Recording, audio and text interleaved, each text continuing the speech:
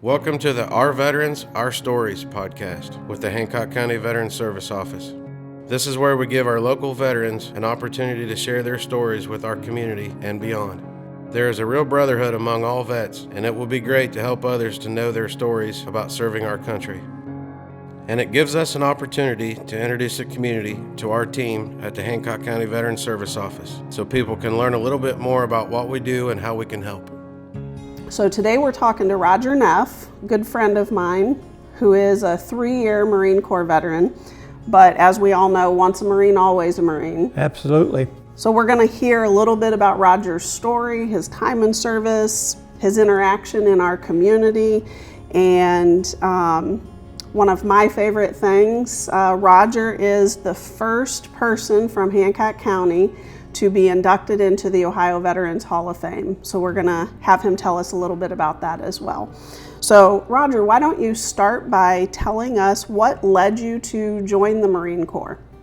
Well, that goes back. Okay, first of all, I was born October 10th, 1939, and the World War II started in 41, and in 43 and 44, my parents and I lived on the old National Highway, Route 40, at the intersection of Ohio 54, one stoplight. There were convoys going east, there were convoys going west. And these, what really got me involved with, my mom would take me down and we'd watch these crossing guards jump out and stand at parade rest while the whole convoy went through. Well, there were several Marine Corps convoys that went through, and each time the crossing guards always did the best job.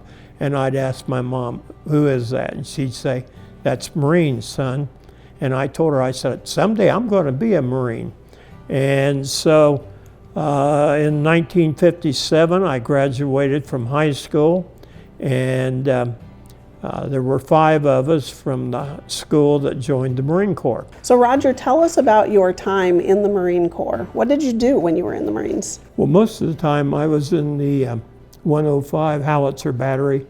We were attached to the Fleet Marine Force Pacific. We were a combat ready unit, and but most of the time it was a training unit. And basically the 105 is a small howitzer. And when I started out, I was pretty much a guy that handed the shells to the guy that was loading it. And then you had a guy that set up the sights, and you had a guy that gave the command to fire and so forth.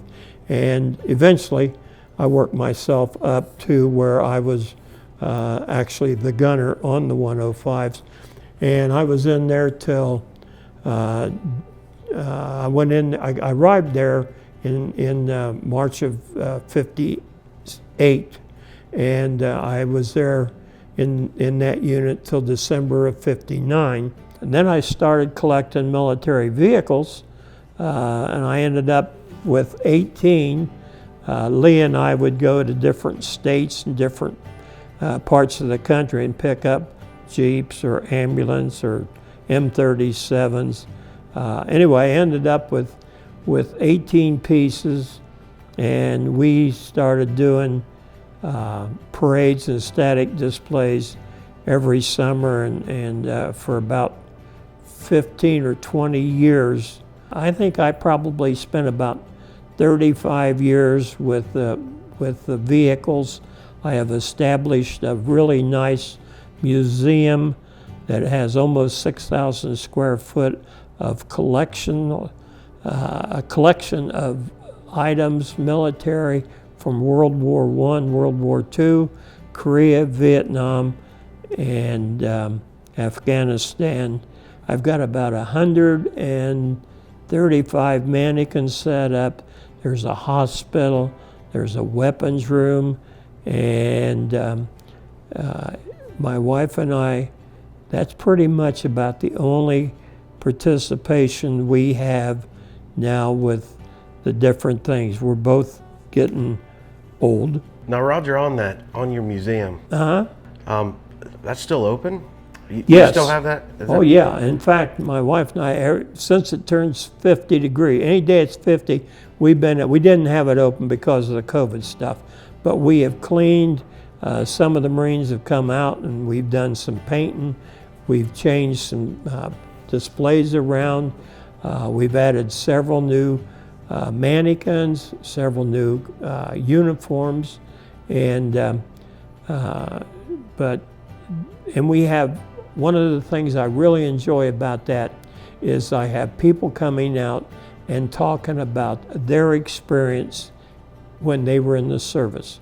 And sometimes, just last week, I had a gentleman stop out. He wasn't in the service, but he collected military stuff. And he brought me out some interesting stuff for the museum. And but I got another guy that just got out of the Corps. He was a sniper in Afghanistan, and he's bringing out his sniper stuff. So it just keeps growing, and it gets more. But the people that come out that weren't in the service, they're the ones that get such a thrill of coming out and listening to these guys tell their stories. So it's a big education piece. Oh, yes. Lets people know that didn't serve kind of what it was about and interacts. Yeah, we have classes come in, mostly 7th and 8th grade classes. We have Girl Scouts, Boy Scouts, Cub Scouts. We had an automobile club stop. It was 25 Model A and Model T cars. Now you want to see something that the people that was driving down the road, I mean, they almost ran into them. They weren't watching the road. They were looking at these cars. And I think about 5 of them pulled in. I have a driveway that goes around to the road. And about 5 of these Model A's pulled in. It was a great snapshot. But when they got done, then they all went down the road, one after another, and you could just see this parade of old cars going down. It was fantastic. Now, the whole thing was really a great experience. There was one little problem, though. When these 5 cars that were parked in my driveway left, there was a nice oil spot where each one of them had parked. But it washed out, wasn't any problem. But just, going back and talking, the museum has been, we've had it open now since 2000, and I'll have it open June 1st. I'm going to put an ad in the paper and let people know that it's back. One of the things I wanted to ask you is when you were explaining why you went in the military, that experience when you were a young boy and seeing the soldiers or the Marines and their poise and how good they looked in their uniform and what a great job they did. And they still do. Exactly. Yeah. One of the things that I think is really fascinating and interesting is how often that is the case, that someone at a young age sees someone who's in the military in uniform, and that is what causes them to want to join the military. And one of the things that I've noticed in conversations with veterans in our office is that not as many people are coming out to some of the parades, some of the events, and my concern is that maybe we're losing touch with some of those opportunities for kids to see veterans in that kind of light, or people who are currently serving in the military. So share your thoughts about that. That was one of the reasons that we started doing the parades. And then one of the reasons why I kept buying vehicles and restoring them was because I wanted some different vehicles to put in the parade. And we wore uniforms most of the time when we were doing the parades. Most of us could still get in some kind of a uniform. Maybe it wasn't the same size as when we were in, but the excitement that I saw and that we saw in the kids, Forest, Ohio, for example. I did a parade in Forest for probably 20 years. Every year that parade, the size of the people turned out. It's a very patriotic community, and there were always kids out there, and they'd want to come up and you'd slap their hands or give them a high five. Our kids today are no different than the kids when I was young. After I retired from banking, I had an opportunity. My neighbor was a county commissioner, was a bus driver, and he kept bugging me about driving bus. So one day I said, okay, so I'm going to try it for a year. Well, I went and drove bus for Findlay City Schools, and it was I had a great time with it. But I was a relief, so I drive one route one day, another route the next week. So I went back, and they wanted me to stay. And I said, on one condition, and that is you give me my route. And they did. And I had kindergartners to senior high. And I did a lot of the sport trips. But I'll tell you what, I never had more fun with kids than I did as a bus driver. I never had any problems. I wouldn't allow any problems. And when we first started out, I said, look, you guys, I was in the Marine Corps. No discipline. I expect discipline, and I expect you to be good kids and have discipline. And they did. I never had a problem. Oh, I had a couple of ornery ones, but I had a couple that were really great kids. I did the girls' sporting events as well as the boys, but the girls were always fun. Girls.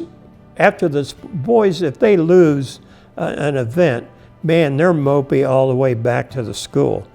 Girls, if they lose, they get on the bus and they're fluffing up their hair, they're putting on their lipstick, and they're talking about the date that they're going to have when they get back. They don't, it's over with, it's done. And but kids and people complain about kids. 95% of the kids that go to Findlay High School and the county schools are great kids. So you mentioned those couple ornery ones. Are those the future Marines? That would be my guess. And that's why you knew how to handle them. Yeah. And one of them, I see his mother once in a while, and he was a senior high kid. He was just rotten ornery. He wasn't a bad kid, just ornery. And so his mom, she said, well, how's my kid? I said, well, I had to kick him off the bus today. She said, you did? No, I didn't kick him off the bus. She believed you though, didn't she? Yeah, she was ready to go kill him. And but no, they were all great kids. So let's talk about your induction into the Ohio Veterans Hall of Fame. Okay. So you are humble, so probably not something you want to brag about, but you are the first veteran from Hancock County to be inducted into the Hall of Fame. Yeah. And when I look at the men and women who have been inducted into that Hall of Fame, they are, and for those who are watching who aren't familiar with the Ohio Veterans Hall of Fame, it is not for the service or the acts or the work that the individual or the veteran did while they were in the military. It is for the work they did after they were discharged from the military, and how they brought their talents and their skills and their traits back to their community and had a positive impact. And so tell me, how did it feel to be there, and where was your ceremony at? It was quite an honor. And like you say, it had nothing to do with my service. It's what I did after the 35 years I was with the Veteran Service Commission, the Hancock County Board, the Chamber of Commerce, and other stuff that I was involved in that all added up to something. And it wasn't something that I did by myself. Let's make that clear. The reason I got inducted was not because of what I did, it was because I was in charge or started something, but all the people from Findlay and Hancock County that were on the committees, they're the ones that really made it happen. It wasn't necessarily, it was a we thing, not an I thing. But there always has to be that person who's willing to say yes when a Lee Luff comes and says, will you come and do this? Will you help start this? And you're right, it takes a community, it takes a village. And we are very fortunate in this community to have a lot of people who will say yes when you ask them to join a team to make something happen. Yep. We see you come in the office from time to time and the whole office lights up. We love having Roger in our office. What are some of the benefits that you still, get from the office? How has the office helped you? Well, take, for instance, instant transportation. We had one old vehicle to transport veterans. Now then, what do we have? We got, 7 vehicles out there now? Yeah. Okay. We got vehicles going to Ann Arbor, we got them going to Toledo, we got them going to Dayton. We may have them going to Columbus or Cincinnati. I don't think those are very often, but we also have opportunities to show some of the veterans the benefit of our 2 homes we have for veterans here in Ohio. The quality of the care and the amount of the 30%, 40%, what's that called? For compensation? The compensation, yeah. That they get now, where before they were lucky if they got anything, and if it was 10% disability. Yeah, and that's a sign of the good county veteran service officers that are out there. They're very trained, highly capable. Yeah. And you helped build that. Look how many veterans now are on full disability or 50% disability. I got a friend that was in the Corps, and he just got his disability increased to 50%, and it should be. These guys, especially now with the way that we have the different things that they have to live with when they come home. Nicole has done, and the staff has done an outstanding. When you call into that office now, you'll get a message. If you want to talk about this, you hit this number. If you want to talk about this, you hit this number. If you want to talk about the director, well, she's probably in Washington, D.C., doing something as president of a group for national. So, but it's all there. Anything that a veteran has a question now, there's an answer for them. The transportation's there. So what has made the difference? The difference has been we have a director that cares about our veterans, that has been able to put together the right people for the right job and doing it now, not later. And having the Veteran Service Commissioners who would support the needs that were there. I agree with that. Yes, I would not have been able to do it without the support of the commission. No, I know your commissioners, and in fact, one of your commissioners, I believe is going to be Veteran of the Year tomorrow, and he was on your office staff, I believe. We have one of our commissioners and one of our employees. It's just an example of the outstanding people that we have put together in that office. So Roger, with your museum, what got you started? What interested you, and why do you carry it on? I mean, what's your purpose for the museum? When I started, I had I don't know, maybe 10 or 12 vehicles at the time. Well, I had some of my stuff that I had collected for the last few years, and then I started getting calls from widows that said, I've got my husband's stuff and nobody wants it, can you use it? And yeah, I'll take it, because I thought, well, I can use it somehow. Well, then I started the idea of maybe having a museum. As long as I've been doing this, I've seen a heck of a lot of stuff, but there's something every day that I haven't seen, and that's what makes it so much fun. But seeing the kids come in and talking to these groups, I'll probably just sit down in a chair and somebody will have to come get me and put me in a casket, because that's how much I enjoy doing it.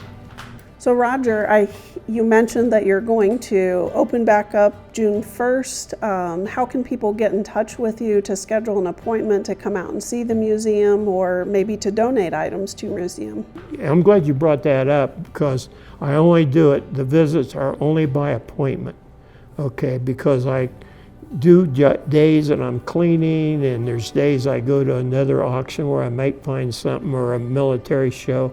But to get in touch and set up an appointment, they can call me at 419-306-9567, or they can send me an email at rneff1458tds.net, and I'll be glad to respond. And I do get quite a few like that. I love showing it.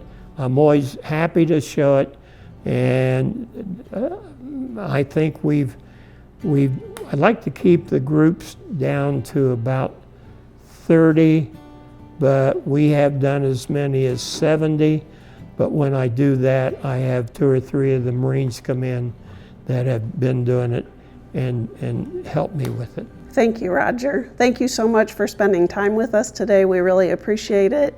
And we would also like to thank the Bourbon Affair here in downtown Findlay for providing this great venue for our podcast, Hancock County Veterans Service Offices, Our Veterans, Our Stories. Place is beautiful, isn't it? Isn't it? Yeah, Yeah. It's beautiful. Thank you. Thank you for everything you do for our veterans.